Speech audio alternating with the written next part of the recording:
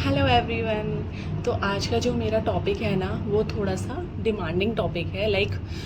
मेरे को बताया ना मैंने कि मेरा एक ग्रुप है जिसमें सारी मॉमीज़ कनेक्टेड हैं। तो मेरे को वहीं से एक सजेशन आया कि प्लीज़ आप थोड़ा सा ना ओवरव्यू दो इस टॉपिक के बारे में, क्योंकि ऑलमोस्ट हर वीमेन इसको सफ़र करती है, हर किसी को कोई ना कोई इससे रिलेटेड एक प्रॉब्लम होती है। तो आप एक बार इससे रिलेटेड ना थोड़ा सा आइडिया दे दो।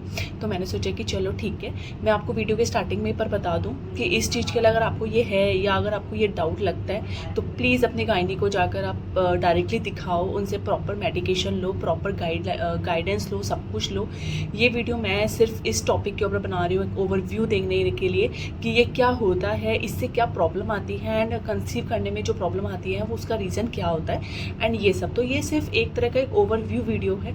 तो प्लीज़ इसको बिल्कुल भी एक ऐसा नहीं सोचना है कि जो बता दिया बस उसी के बेसिस पे आप सब कुछ कर लो, क्योंकि बाकी जो टॉपिक्स होते हैं ना वो हेल्थ अवेयरनेस के होते हैं। तो ये भी एक हेल्थ अवेयरनेस ही है, बट और चीज़ों को लेकर आप अप्लाई करते हो, that is a good thing.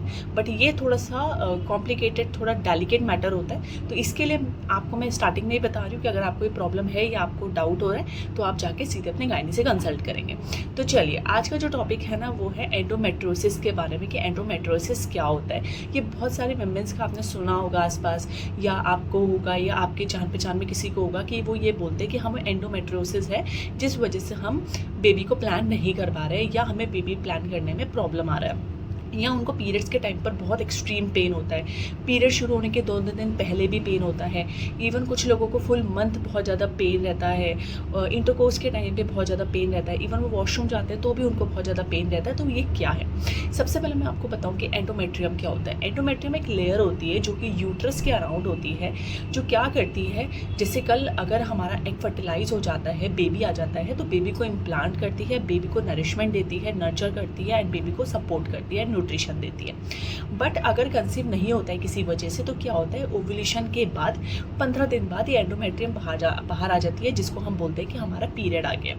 ठीक है, अगर कंसीव हो जाता है तो फिर ये क्या करती है, ये बेबी को इम्प्लांट करती है, सपोर्ट करती है, न्यूट्रिशन देती है, ये एंडोमेट्रियम जो लेयर है, एंड 9 मंथ्स तक साथ में रहकर बाद में जाकर ये डिलीवरी करा देती है 9 मंथ्स के बाद।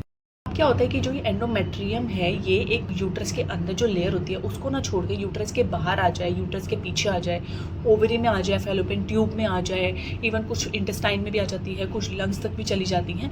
ये तो बहुत रेयर केसेस हैं, बट अगर इन सब में ये आती है तो इसका मतलब है वो एंडोमेट्रियोसिस होता है। मतलब कि जो लेयर है वो यूट्रस के अंदर ना रहकर बाहर भी आ गई है, ट्यूब में भी आ गई है, ओवरी में भी आ गई है, सारी जगह पर आ गई है, तो वो एंडोमेट्रियोसिस कहलाती है।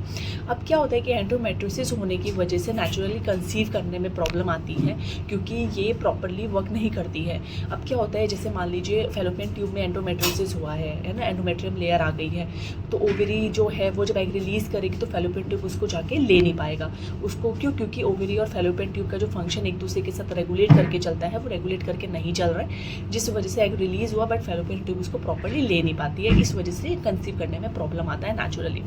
अगर स्टेज 4 एंडोमेट्रियोसिस है, कि बहुत ही सीवियर केसेस है, तो उनमें 10% ही चांस होते हैं नेचुरल कंसीव करने के, 90% जो है आपको IVF ट्रीटमेंट ही लेना पड़ता है। तो अगर एंडोमेट्रियोसिस है तो नेचुरली कंसीव करने में प्रॉब्लम आता ही है, तो इसलिए थोड़ा सा आपको इसके लिए कंसल्टेशन, थोड़ा सा सजेशन लेने की ज़रूरत है।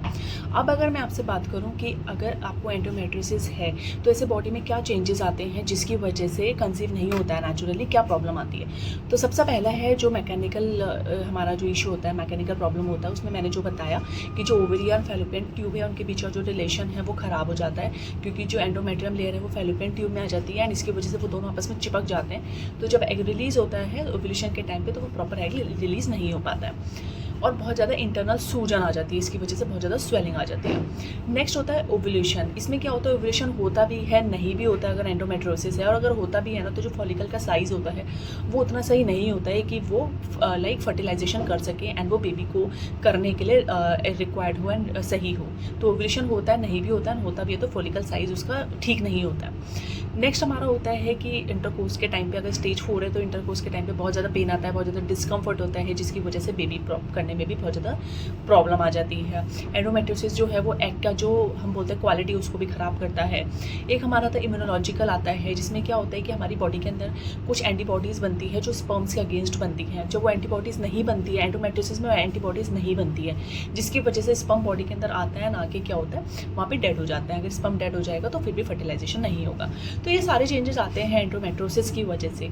तो ज़्यादातर में तो बहुत ही लेट जैसे पता चलता है स्टेज 3 स्टेज 4 पे, तो आपको IVF ही लेना पड़ता है। 10% ही बहुत ऐसे लकी रीजंस होते हैं, मतलब लोग होते हैं जिनको कंसीव नेचुरली हो जाता है। अब आप सोचोगे कि आपको हुआ है क्या है, तो वैसे मैं बता दूं कि ये ना थोड़ा सा फैमिली जेनेटिक होता है। जैसे कि आपकी बहन को, आपकी मदर को, आपकी नानी को, किसी न किसी को रहा होगा, आपकी खुद की साइड में किसी न किसी को रहा होगा, क्योंकि इसमें T-RAJ करके एक जीन आता है जो वेरी करता है फैमिली टू फैमिली। तो किसी को कम होता है, किसी को बहुत ज़्यादा होता है। हो सकता है आपकी मम्मी को, आपकी नानी को कम रहा हो, आपको बहुत ज़्यादा हो गया हो, तो इस वजह से भी होता है। तो ठीक है, तो आप ना ये एक ओवरव्यू है, एक नॉर्मल सी मैंने रफ आइडिया, एक आउटलाइन बताया कि एंडोमेट्रियोसिस क्या होता है, उसकी वजह से नेचुरली कंसीव करने में क्या प्रॉब्लम आता है एंड किस वजह से प्रॉब्लम आता है। तो आप ये वीडियो को शेयर करो जिनको एटलीस्ट थोड़ा सा आइडिया लगे, जिनको पीरियड्स के टाइम पे बहुत पेन होता है, पीरियड्स से 2-3 दिन पहले पेन होता है, फुल मंथ पेन रहता है, जो बहुत ज़्यादा डिस्कम्फर्ट फील करते हैं इंटरकोर्स के टाइम, तो बहुत ज़्यादा उनको जो ये प्रॉब्लम्स होती हैं आप उनको जाके शेयर करो। इससे रिलेटेड कोई भी आपको डाउट हो आप मेरे से पूछ सकते हो, मैं आपको आंसर दूंगी। बट आपको अगर ये है या आपको डाउट है कि आपको ये है, तो प्लीज़ जाके आप अपनी गायनी से कंसल्ट करो और उनसे जाके प्रॉपर एक guidance low proper, so that आपको बेबी कंसीव करने में कोई प्रॉब्लम ना है। तो चलिए फिर आज के लिए इतना ही, कल हम किसी और अवेयरनेस वीडियो के साथ आपसे मिलते हैं। आज के लिए बाय बाय, टेक केयर।